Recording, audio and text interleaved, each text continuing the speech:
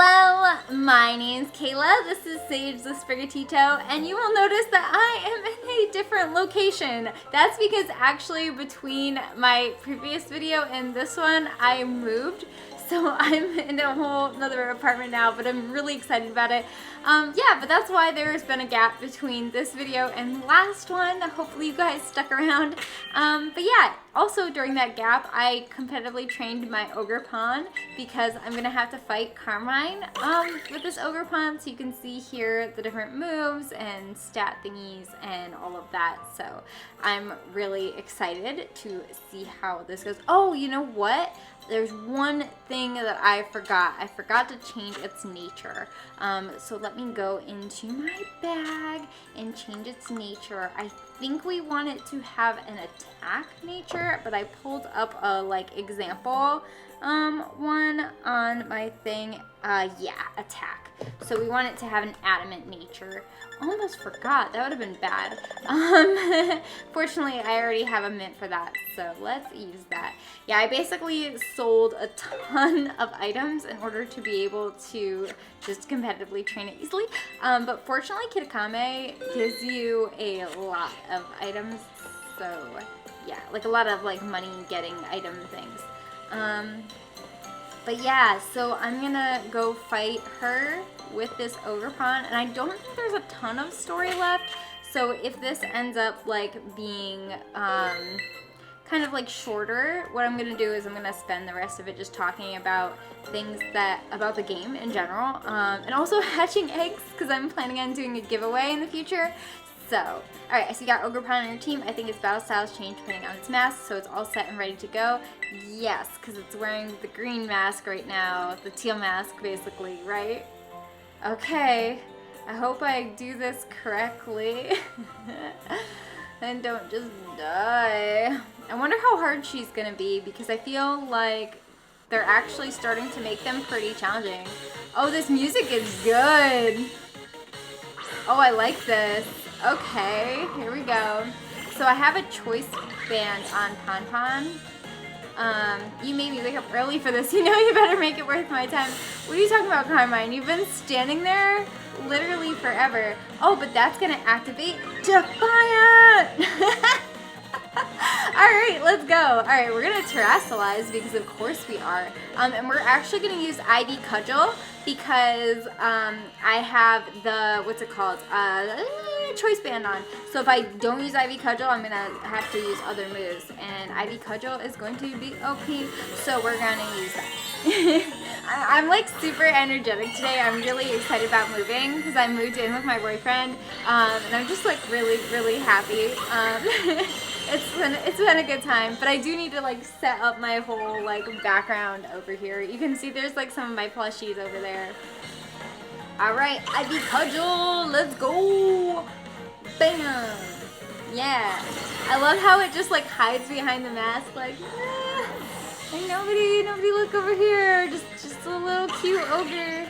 I wonder, look, it looks like there's that little face mark. Maybe that's the original mask, and then the rest is the light. Oh, it's about to send on Ninetales. I think I can do this. I have a Ninetales too, but I just want to defeat her and see if this works. I don't know if this is gonna do enough damage. I might get seriously hurt, but okay, no, okay, that's fine. Oh, it was a crit. I was okay, that was pretty lucky though, because if I did not crit that, it's a fire type. So, but yeah, that's fine. Leviani, okay. Yeah, you just don't want Ogre Pawn to be able to defeat you. So you're this is funny because I feel like she's purposefully has a team that's we don't want Ogre Pawn to win too hard.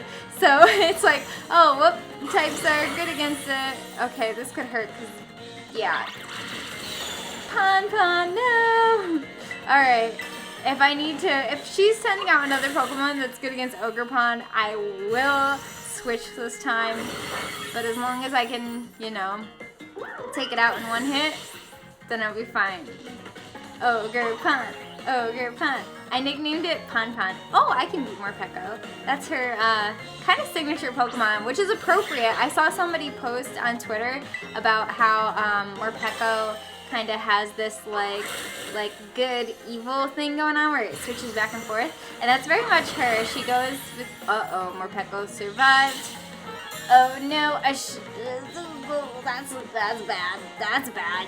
Oh no. Pon Pon!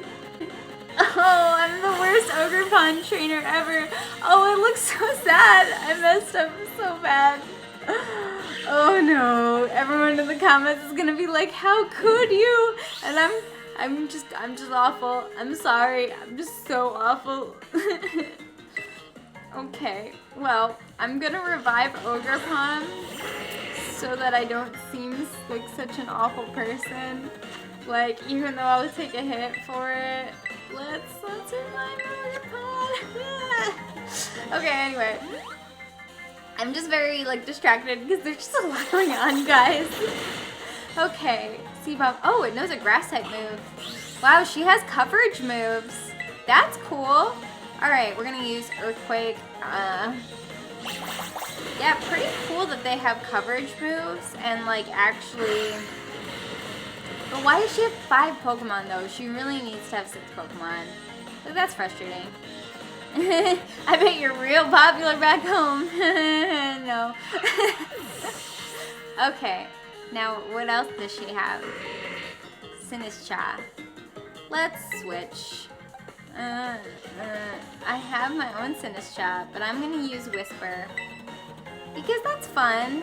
Whisper is a very important Pokemon in my playthrough. I got Whisper really early on. It was one of the first Pokemon I caught in Kikame with this luxury ball, and it just, I really like it. It has the fairy Tera type, so it's fun.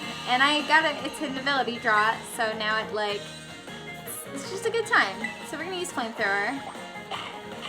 Oh, it has a berry to reduce damage, probably, but it wasn't enough, because, yeah, I competitively trained my Ninetales, so it might kick a little bit of butt. Speaking of which, I need to give it something that makes Sunny Day the Heat Rock, so that Sunny Day lasts longer, but yay. I'm too strong. But you fainted Ogre Pon, though. Poor Ogre Pon. I need to switch it to the Teal Mask so that it can be crying. Let's see. I lost, but I'm also not surprised. I wonder how this is gonna end, because I feel like we're really close. Really do get along, don't you? It's almost making me jealous. Fun. I guess we get along even though I accidentally fainted it. Oops. I actually, this is awkward to tell you, but what? What was she gonna say? What was she gonna say? Hey there, Caleb. It seems all student pairs have completed their orange hearing as of this morning. The caretaker wanted to have some words, so could you head back to the community center? What was she gonna tell me?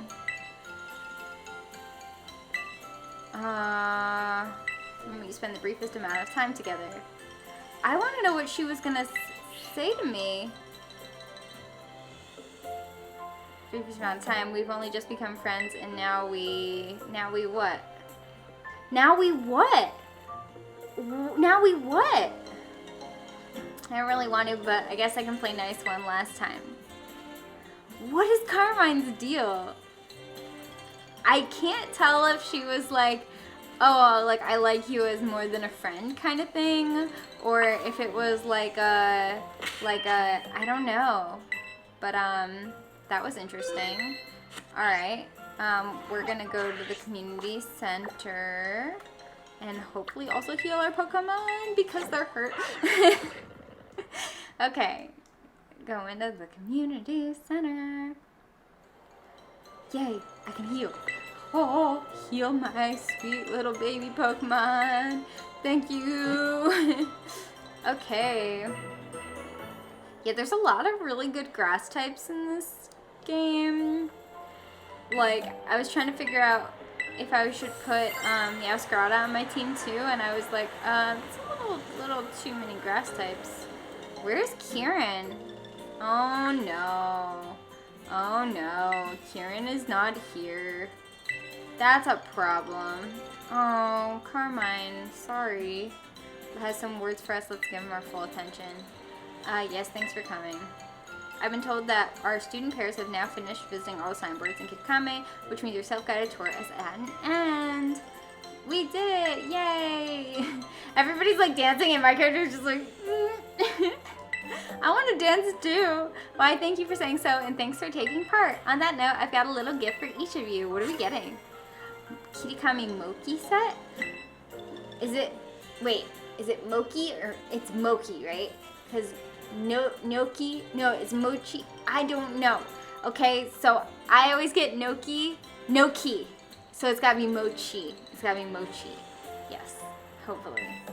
Somebody in the comments told me the right way to say it, and of course, I immediately forgot because I can never remember that word. Truth be told, I didn't think you'd wrap up the tour this quickly. You're quite the prodigies. Our visitors from Paldea still have heaps of time left to enjoy Kikame and all it has to offer.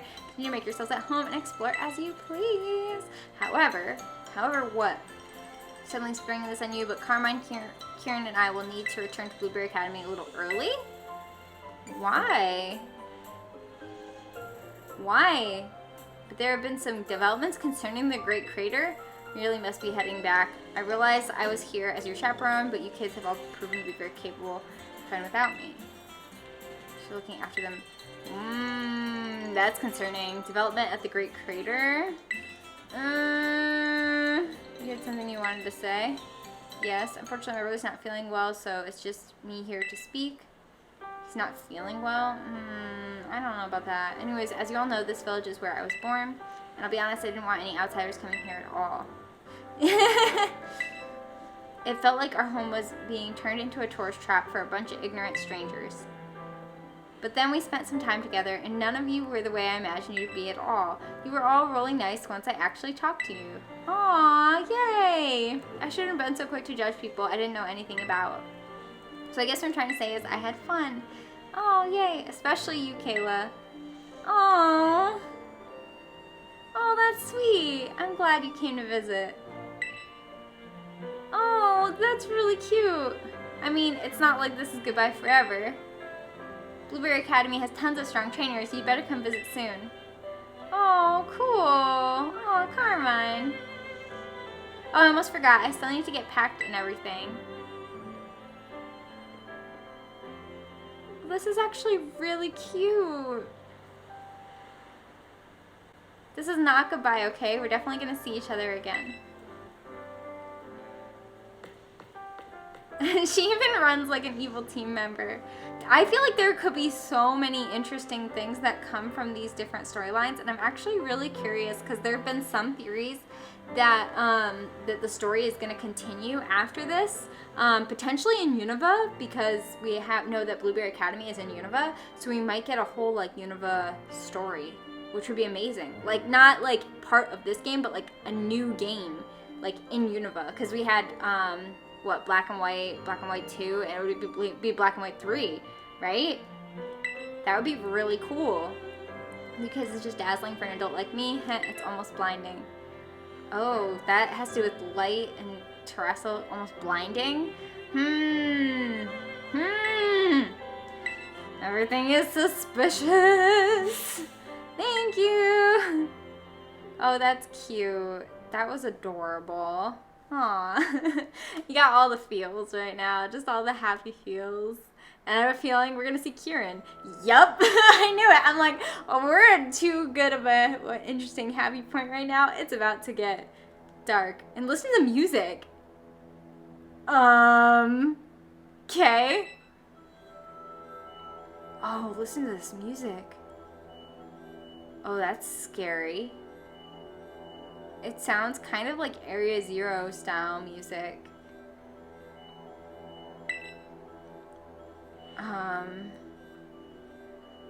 Okay. Oh. He's in a weird place right now. Oh, that's a creepy smile. That's a creepy smile. Oh no. Oh, he's tying his hair back. Oh, he's putting his hair up.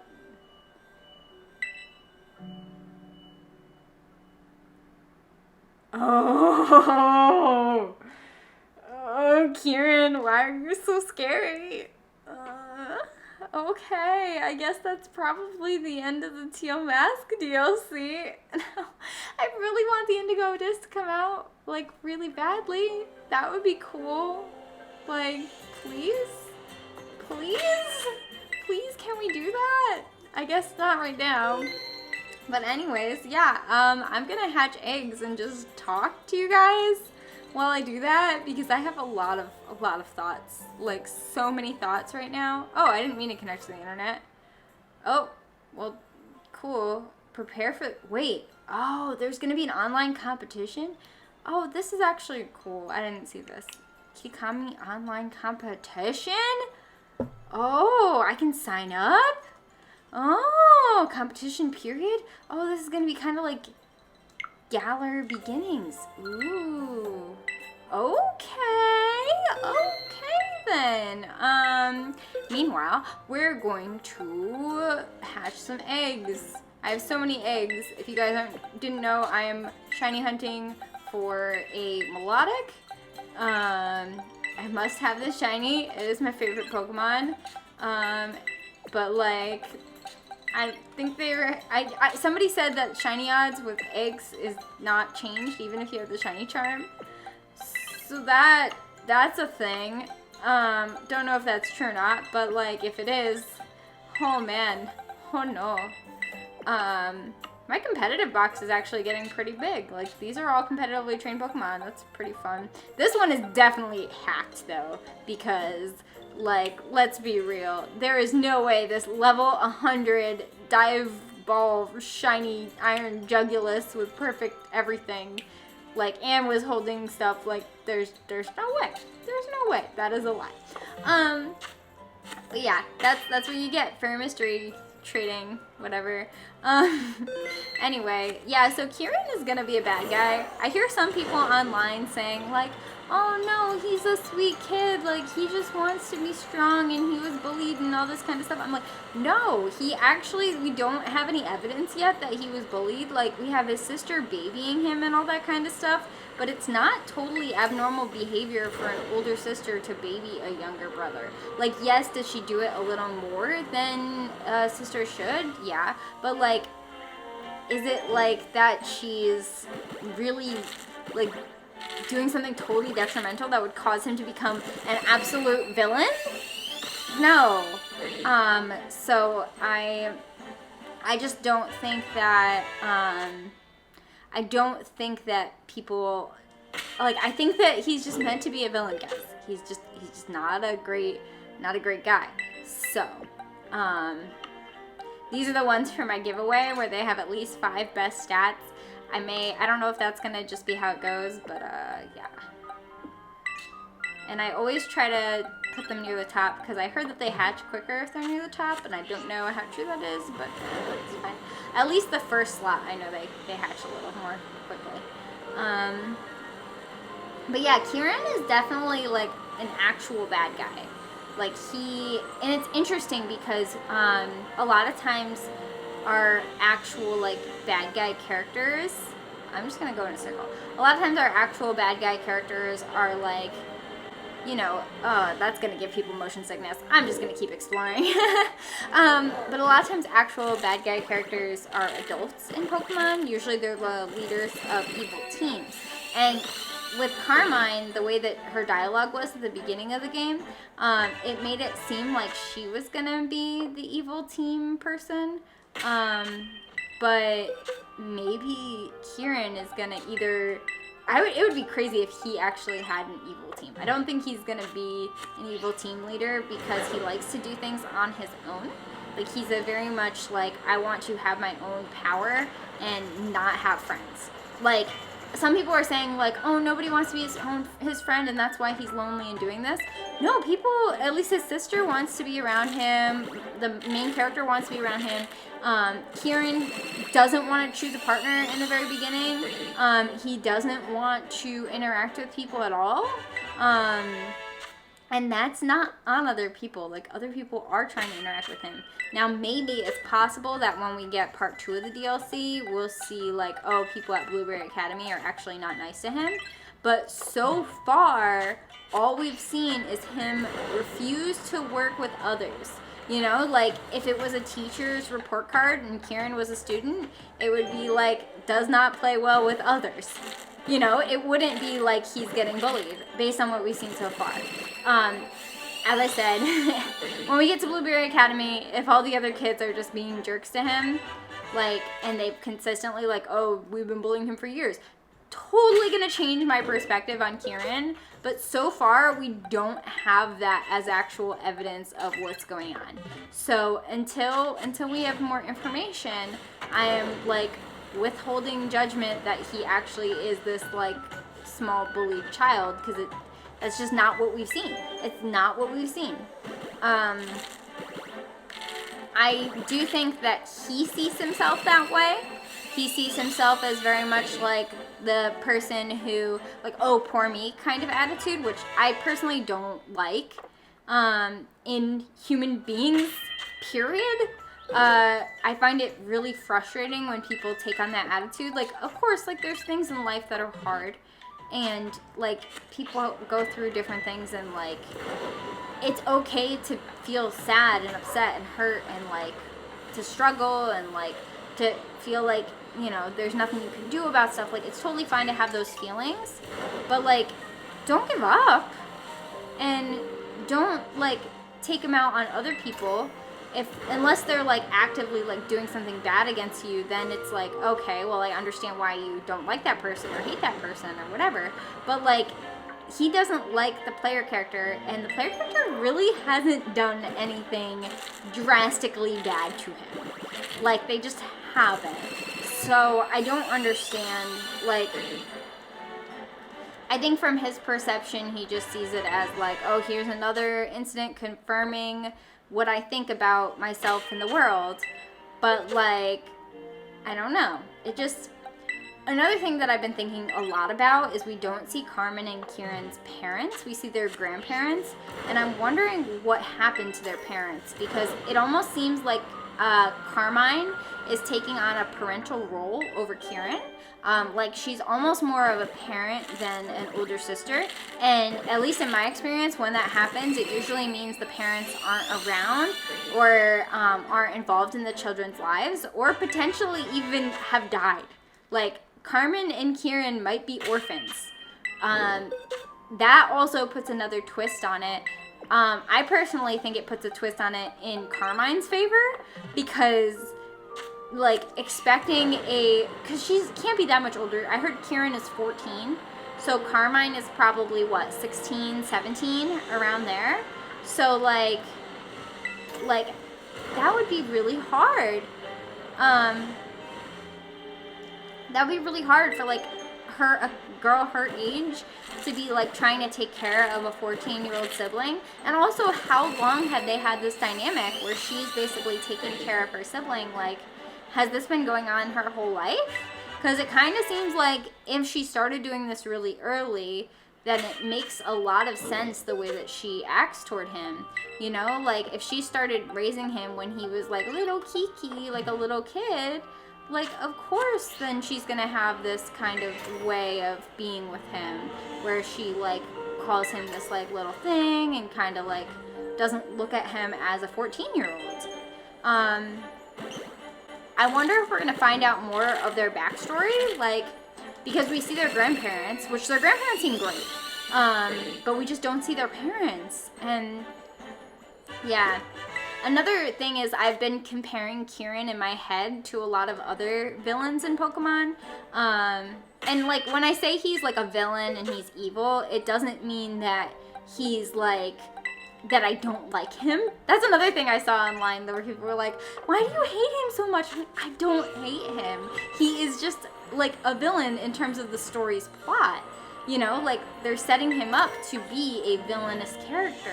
It's not that I don't like him. I think villainous characters are super cool. Like, when I was a kid, when people asked me, who's your favorite Disney character, I would say Jafar. Like, not any of the Disney princesses. I thought Jafar was like such a well-written evil villain. I was like, wow, that is an evil dude. And they made him like so super evil in like such a terrifying way. I was like, that's a good character right there. That's an interesting character. If that tells you anything about me as a kid and like my love of storytelling, and like, for those of you who don't know, my degree is actually in creative writing, well, English and education, but I have an extra like degree in creative writing, and so like when I'm looking at stories, I'm really analyzing them for their different components and how they actually work, like how it works as almost like an artistic story. I've had, that was another thing, I've had people in different comments say things like, they've said things like, why do you care so much about the game? It's just a game. And I'm like, for me, this is no different than a book or a movie. Like, it's a different form of storytelling. So I care because stories impact the way people see the world. You know, like there's a saying that the pen is mightier than the sword. Realistically, if you can change the minds of people through stories, like you can make a huge impact on the world. So for people who think that like, oh, it's just a video game and the story of it doesn't matter, or like the messaging behind it doesn't matter, I would really highly encourage you to look at video games from a different perspective, like as a work of art, and really think about how young people especially, but also just people in general, will be influenced from the game that they're playing. So like, for example, Pokemon Pokemon is a game that encourages people to work together to solve problems, like, and to achieve their goals, and also to be respectful of others and not to be a sore loser, and like just the importance of believing in yourself and others. Like, also it teaches you strategic things. It teaches you things about like basic skills like math and reading and stuff like that, but like also like deeper themes like Team Star. What was Team Star about? Team Star was all about like the problems with bullying and the problems with assumptions. There were just all sorts of things, like the deeper lessons with Team Star and all of that. So yeah, I feel like if people are not looking at Pokemon in a deep way, I think that's kind of a problem. I think that we really... Oh, I forgot to switch out this Feebas. Oops. Let me run away, please. Please. Aw, Feebas. Yeah, I think it's kind of a problem if people don't take a deeper perception of this medium. Like, I think that sometimes people think, oh, it's just a game, don't take it seriously. But you hear the same thing with TV shows, too. You hear, it's just a show, don't take it seriously. But the more mediums evolve, the more I think people realize that how important storytelling is and how much of it is really an art form that has a lot of influence. So that's why I think Kieran, especially too, is going to be a very interesting character, because, you know, he is a villain, but that doesn't mean that we have to hate him. He is evil, but we don't have to hate him. If I run into another Pokemon, I'm gonna go crazy. Unless I'm already crazy. But anyways, yeah, I think that you don't have to hate characters that are villains. Like, you can disagree with them, and you can be like, oh, like, that's not a great way to be. But you can also learn from them and learn what, like, it's important for there to be examples of what you want to be and what you don't want to be in games. And I think Kieran is a good example of how not to be.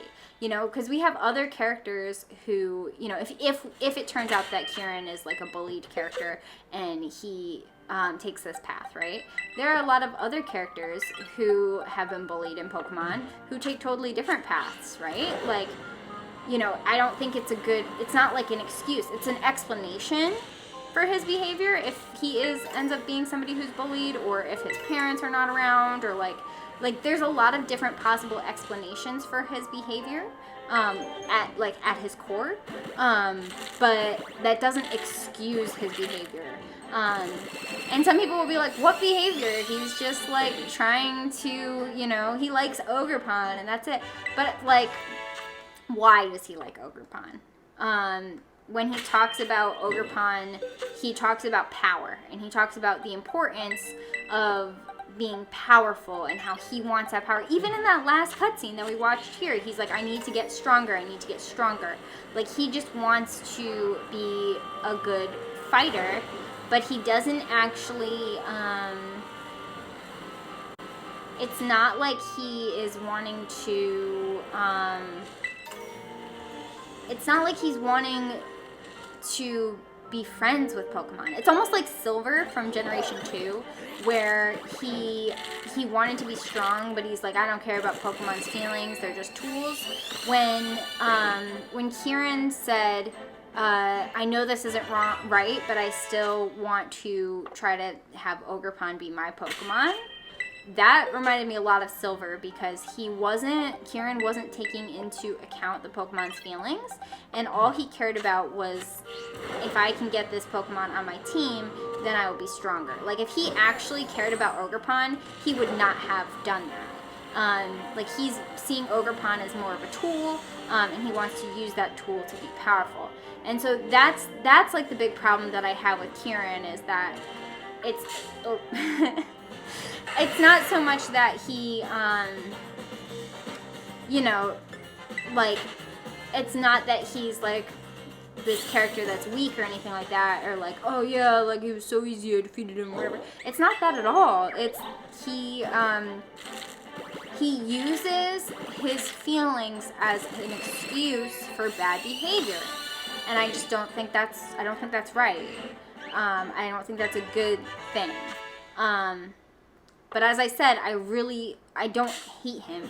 I think he's an interesting character, and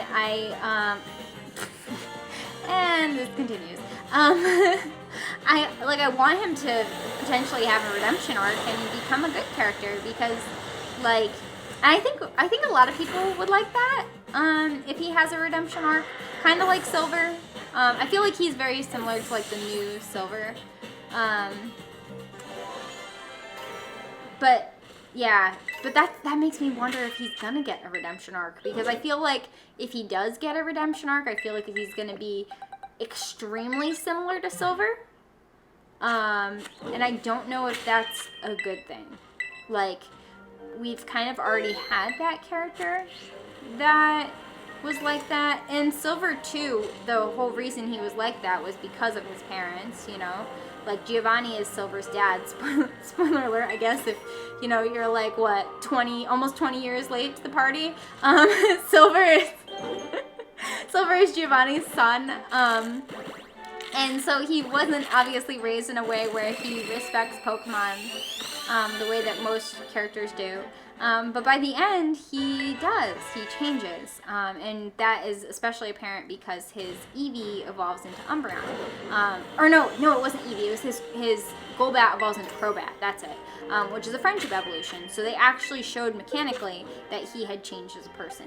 So they could totally do something like that with Kieran. But again, I personally hope that they don't, because we already had that with Silver.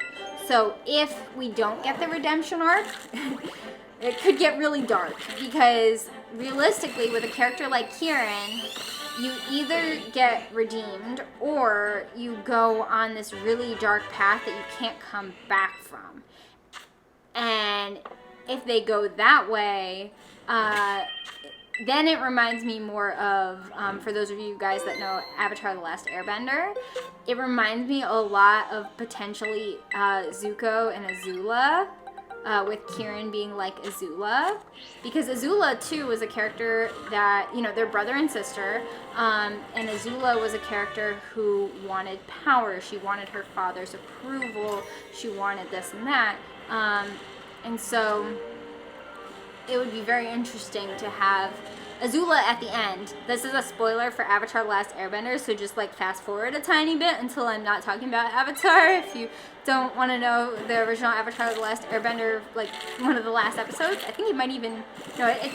I don't remember if it's the last or close to. But anyway, yeah, so Azula ends up literally going to an insane asylum at the end because she can't handle the confusing messages that she's received throughout her life of needing to be stronger but not being strong enough, and then being defeated by people who like have friends. Like literally the reason Azula loses is because she doesn't have friends backing her up, which honestly it makes me so sad. Like she's another character kind of like Kieran, where it's like, and that's why I think Kieran might end up being like an Azula type character, is because it's not usually those characters are ones that you have a sense of like pity for. It's like you don't want to see them be the way that they are, but like that's realistic. Like that is what that character would do, and so the story goes down that realistic path. So I think it's pretty likely that Kieran he could end up in a really bad place by the end of this. I hope that nothing like actually bad happens to him. Like I hope that he is alive at the end of this DLC, because if they actually like do something like that, that would be crazy. Pokemon doesn't usually go that dark. But I mean in the even in the original Pokemon SV, they went pretty dark. Like Armin's parents, they're probably dead. Like at least one of them is dead. The other one is probably dead too, realistically. So yeah, they just were like, yep, they're dead. They're really, really dead. That's a thing. I was like, what? That's crazy. Like Pokemon when I was growing up, like I don't remember them going that dark ever. Like they had some dark things that would happen and like individual isolated incidents, like more like side quest dark things, but this is like a main story really crazy thing. And then so like that's crazy, and then they continued it too in the Indigo Disc. And I know some people might be like, what are you talking about? They continued with like a big major like character death moment but they did. So the person who used to be Ogerpon's trainer, it's heavily implied that traveler person died. Like I don't think he's alive. So like that's really dark. So I kind of like that Pokemon is going down this dark path because it's more realistic, and I think that I don't know how much of it, depending on the audience's age, some people might not pick up on that really as much, but for those of us who have grown up with Pokemon and are a little bit older, it's kind of nice to see them include things that are for an older audience. Like they don't say in the game like, oh, that dude got totally murdered, like he was super super dead, you know, for Ogerpon's trainer. But like those of us who are adults, we know enough to be like, oh, if that happened and we don't see him again, he's probably dead. You know, so it's nice to see them giving us things for like older fans like that. I hope they continue doing that. There have been things like this in the past. Like, it's not like this is the only time Pokemon's been like, yeah, let's go really dark. I can remember specifically X and Y. Those were really dark games. So was Alola. Like, there were a couple of really, really dark games and different things. Because Lysander was basically trying to commit genocide. And, you know, you can't get much darker than that. But that's not a shiny, right? I gotta check. I don't think it is. No, it's not. This game, okay, so I've just talked a lot about how amazing the story of this game is and how, in my opinion, this might be one of the best story Pokemon games of all time. But and this is a pretty big but, there's some huge mechanical issues with this game. Like, for example, shinies. It's really hard to find a shiny. And shinies are supposed to be something that are really exciting and joyful and like, woohoo, I found a shiny, you know, like, it's supposed to be something that you get excited about. But it's really hard to find shinies in this game because they don't make any sort of, like, it's not obvious. And so that's been really hard because some of the shinies, especially some of the ones they introduced in this generation, have very minor differences between the regular one and the shiny. And that's really frustrating because I like to be able to catch shiny Pokemon. Like, that's fun. I'm not, like, I don't have a lot of shiny luck ever. Like, I kind of have horrible shiny luck, actually, like, really bad. But I would really like to be able to catch them more easily and recognize them more easily in the wild. Like, Pokemon Legends Arceus, the shiny hunting was such a huge aspect of those games that, like, a lot of people really enjoyed playing them. Like, a lot of people played them just to find shinies because it was so fun. Like, honestly, like, that was, like, one of the best games for shiny hunting ever. And so I do wish they incorporated something like that into these games. Do I have an egg hatching out the top of this mountain? If this is the shiny Feebas, how crazy would that be? No way, it's not gonna be. It's not gonna be. That's not my luck. Yeah, that's not my luck. Come on, that's not my luck. That would be insane. But yeah, yeah, so the shiny part of it is really frustrating. Whoa, I'm like up so high right now. Okay, let's just fly. But yeah, so that's actually really problematic in my opinion, because it's making shiny hunting not as fun. And I can actually kind of prove this a little bit because, so my partner, this is his first Pokemon game ever. He's never played a Pokemon game before Scarlet and Violet.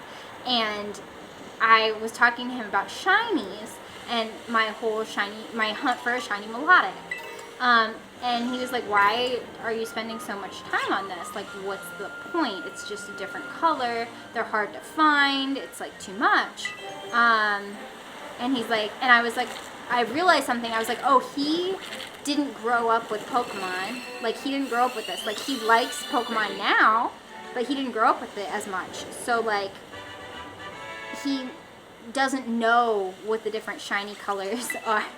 Hi, Powder. Are you joining Sprigatito? Yeah? Hi, baby. You want to come on the camera? Yeah, come say hi. I know what you actually want. You want to eat, huh? Yeah, you're going to eat right after this. Yes, eat soon.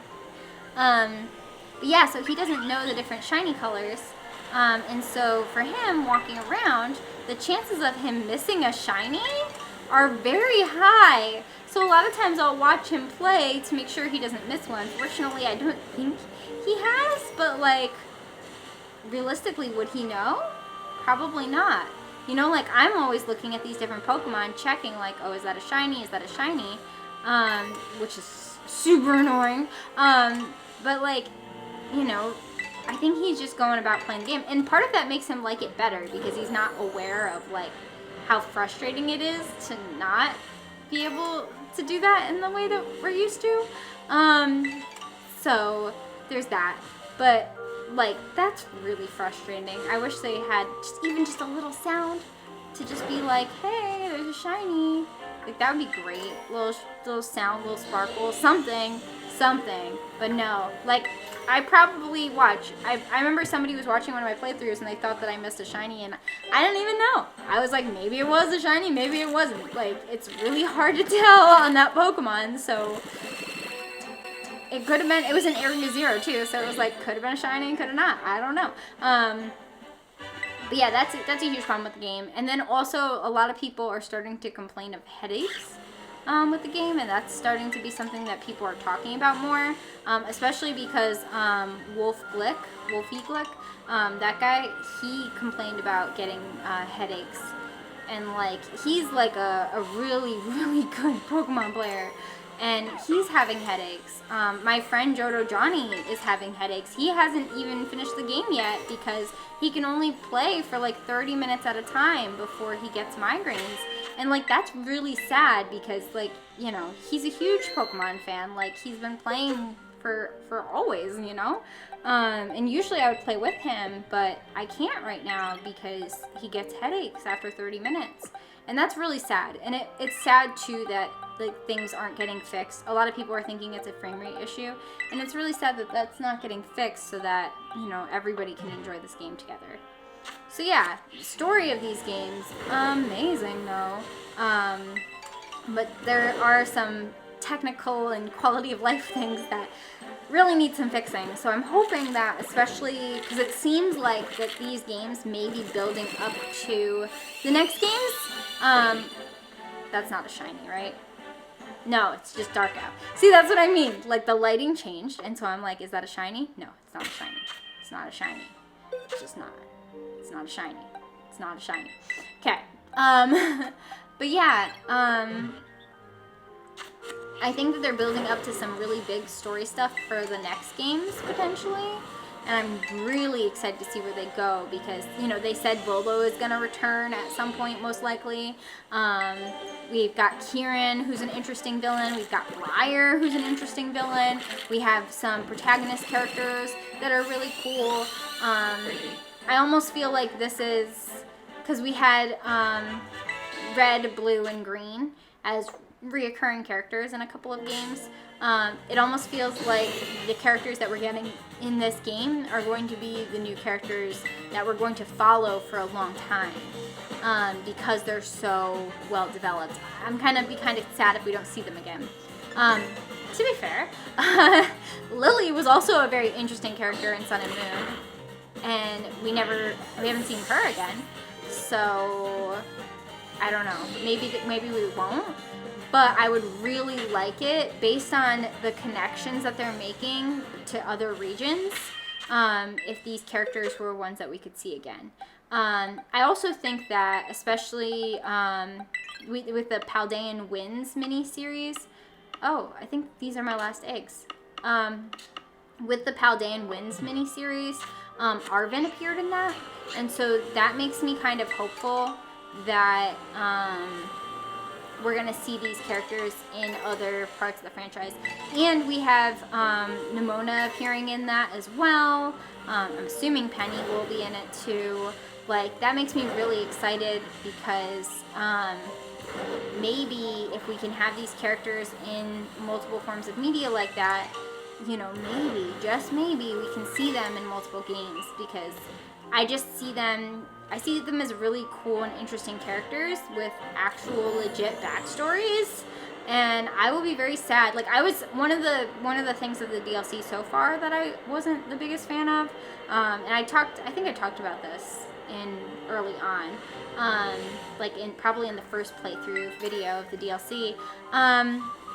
There's no reason really why the 3 people that came with us couldn't be our friends. And it bothers me that they're not. Like, why is it not Arven, Nemona, and Penny? I understand that this DLC is accessible from the beginning.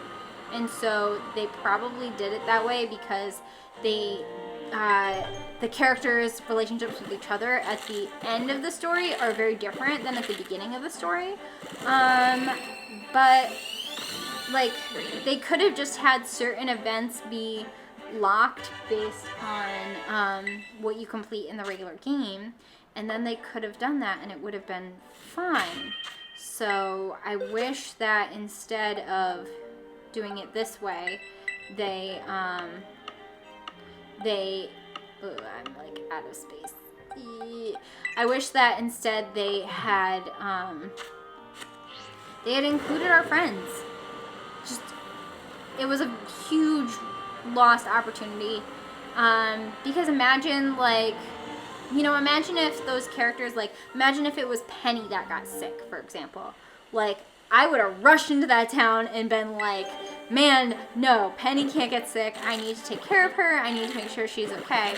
And it would have been a lot more impactful. But with this random kid getting sick, it's like, oh, okay, cool, all right.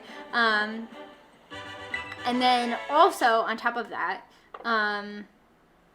like just all three, it was literally, there's 4 characters. So I'm like, why not have them be your friends? And I kept waiting for something that would be like, oh, like they're gonna have something unique that won't work, but there really wasn't any reason for it. Aside from like it not fitting with the narrative of the main story. So like, it would just be so easy for them to get around that. You know, like, I feel like narratively they could have done that, and they just were like, oh, that's too much work, we're just not gonna do it. No, like, have our friends be there. We love our friends, they're good characters. Have them be there with us, our buddies. Yeah. So those are like the only things though. Everything else, I'm sorry if I'm like complaining at the end here, but like, everything else was really amazing. I really liked the way they did Ogerpon's story. I liked the Evil 3 and all their stuff. The characters are great. I like how Carmine seems like she's gonna be an evil team leader, but ends up being like a goody two-shoes good person. She reminds me of Guzma a little bit. Yeah, there's a lot of things to be really excited about, even though, like, even with its flaws, overall, I really enjoyed the DLC, and I would definitely recommend it, and I think that there's going to be cool stuff in the next one. So, you know, if you're like, do I really want to get the DLC? If you have the means to, I recommend doing it.